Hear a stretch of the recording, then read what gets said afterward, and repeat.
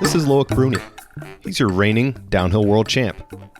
Throughout the 2017 and 2018 seasons, more than one racer, manager, mechanic, or online expert has commented on how well Loic's bike is working. We wanted to know why. So, at an Ohlins product launch last September, Vital's Johan Hjord asked him. With the 2019 race season upon us, we figured now is the time to reveal Super Bruni's answers.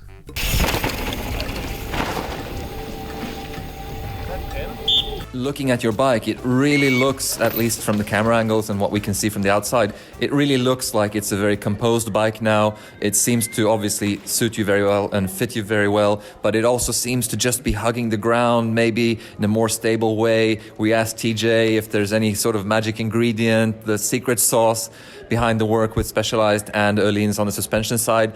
Or what can you tell us and what can't you tell us?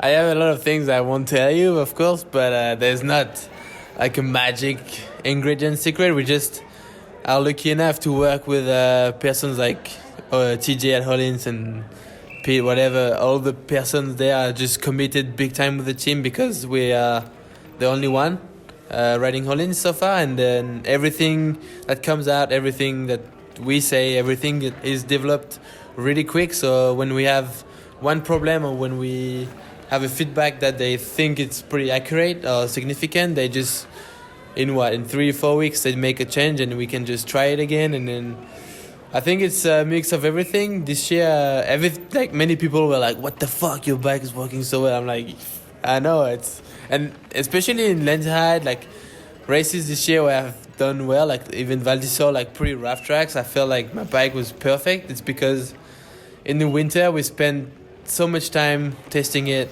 like it's actually like taking a lot of runs, a lot of time, energy, whatever, to find similar tracks, similar sections that we can reproduce and try a lot of different things because they give us so many options, you know, of dumpings, of curve, like ratio, whatever. So we have pretty much no limits with Ohlins, and then we just I'm so lucky also to have Jack, my mechanic, that's been a suspension nerd for all his life. So he knows everything about it. He understands my feedback. That's not really clear all the time because I just make noise and don't really speak French.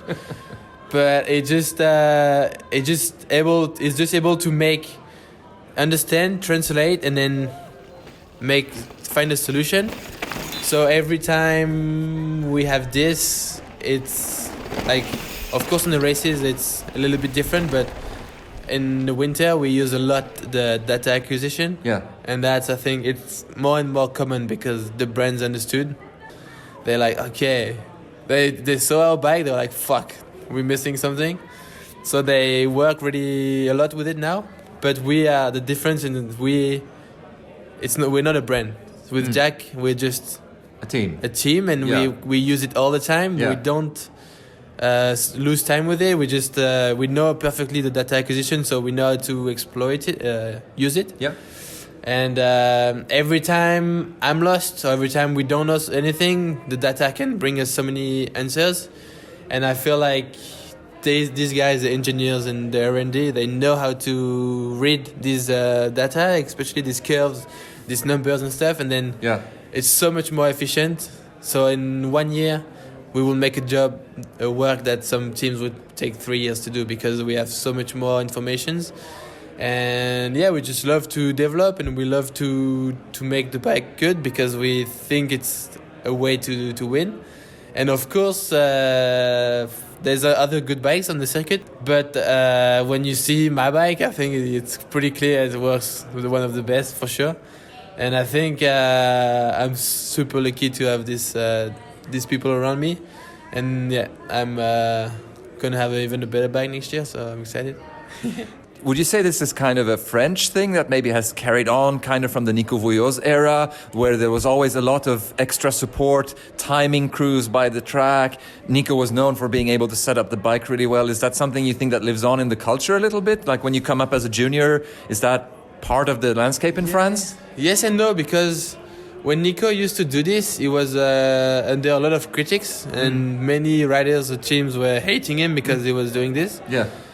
Then he was a bit when he retired, no one will do it for a long, like a lot of time. And then now that the sport is getting so professional, every team's doing it, like except for data.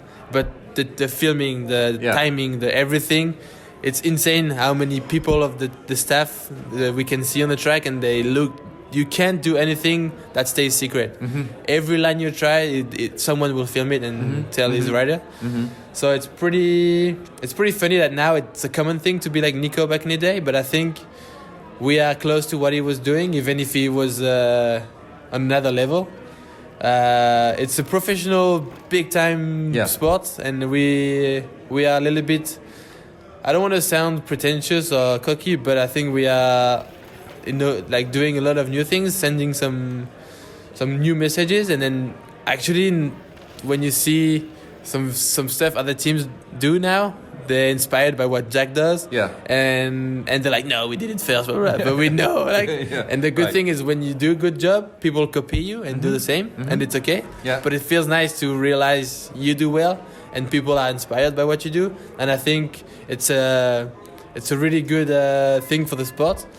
And it's going to get harder and harder to be winning, but at least it's going to be sicker and sicker to watch. And I feel like we're not done at all, and we still have a lot of progress to do on many things. So do you think when you talk about people copying you, are you maybe seeing a bit of interest now in like the Ohlins product or the approach that you guys are taking together? Are other teams like, oh, what are you guys doing? We want to get in on this? Or it's just a mix of a lot of things, like how people think we had a 225 travel fork, how we rode the semi-slick in Australia, and the year after everyone was on a semi-slick, the way we have less spokes and people have less spokes, the way we make things to make less noise on the chainstay and people do the same. It's just little things that we just like to see when people do the same. We're like, we did it first, you know? And with Ohlins, we just, the good thing is that, like I told you, it's pretty, like even in Formula 1, MotoGP, they're pretty secret about everything, and it's a little bit the same in mountain bike.